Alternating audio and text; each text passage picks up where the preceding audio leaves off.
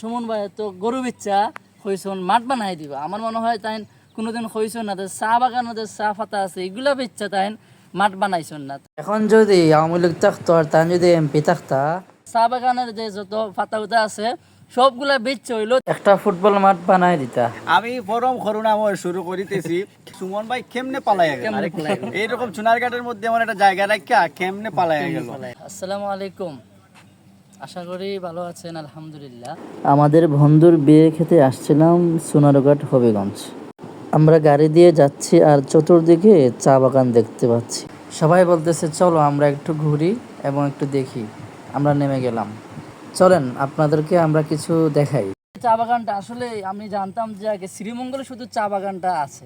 সুমন ভাইয়ের চুনারগড় যে এত সুন্দর চা বাগান এটা কিন্তু আমরা জানতাম না। এখন সুমন ভাইয়ের তো গরু বিচ্ছা হইছন মাঠ বানাই দিবা আমার মনে হয় তাই কোনোদিন হইছন না চা বাগানের চা পাতা আছে এগুলা বিচ্ছা তাই মাঠ বানাইছন না। এখন যদি আওয়ামী লীগ থাকতো আর তার যদি এমপি থাকতা, চা বাগানের যে যত পাতা উতা আছে সবগুলা বিচ্ছা হইলো একটা ফুটবল মাঠ বানাই দিতা। নিরিবিলি একটা জায়গা, পাখির আওয়াজ সব মিলিয়ে বেশ বেশ উপভোগ্য আমার কাছে মনে হয়েছে। সুমন ভাই এলাকা সোনারঘাট আমরা আইছি, অনেক চা বাগান আমরা দেখতেছি। আপনারা আসলে কেমন লাগতেছে? তো আমরা সিলেটর পাশের একটা জেলা হবিগঞ্জ জেলার মাঝে চুনারঘাট এত সুন্দর একটা প্লেস আমার জানা আছিল না। তো যেহেতু আমি ফার্স্ট টাইম আইসি কেন আইসি আইয়া সত্যিই মনোমুগ্ধকর। ওয়াও, এই সবুজ শ্যামল পরিবেশ দেখে অনেক ভালো লাগছে।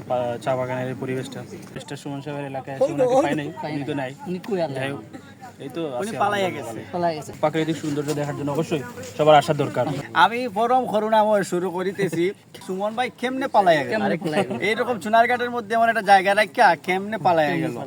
আমরা সুমন ভাইয়ের এলাকা থেকে বিদায় নিতেছি আর স্বাধীনতার সঙ্গীত গাইতেছি।